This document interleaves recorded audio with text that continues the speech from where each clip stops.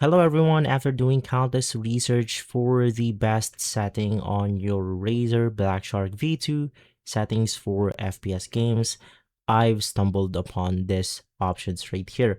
Now, obviously there isn't one best options out there. Maybe if you're using something for Overwatch, for Valorant, for Counter-Strike, you can go ahead and tweak this setting a little bit better. So the first thing that you want to do is to just head over to the official Razer Synapse application. You can simply grab this application from the browser itself. Just search Razer Synapse. And then from there, we will be able to modify something like the additional features of our headset, our audio equalizer, and many more. Now, for gaming, I suggest putting this specific equalizer options right here, which is going to be -3, -2, -1. Now you could set it accordingly. So with this one, it's going to be set at -3, so it's going to be right here. For the second one, it's going to be -2, so right here, so on and so forth.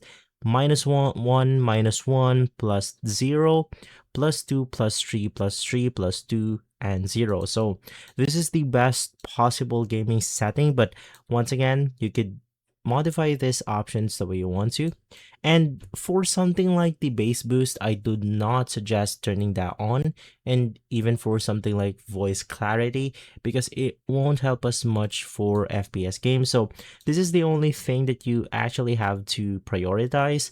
For master volume, you want to turn it all the way up to 100, which is going to be something right here. And then for headphones mode, turn it on. The dynamic range is going to be low or night mode. The 7.1 surround is going to be off for something like CS2 and Valorant. You just want to go ahead and use the official sound by this application right here. And for the Windows Sonic or Dolby Atmos, it's completely optional. You could just turn it on and off depending on if it's applicable or if it's viable in your scenario or gaming preference.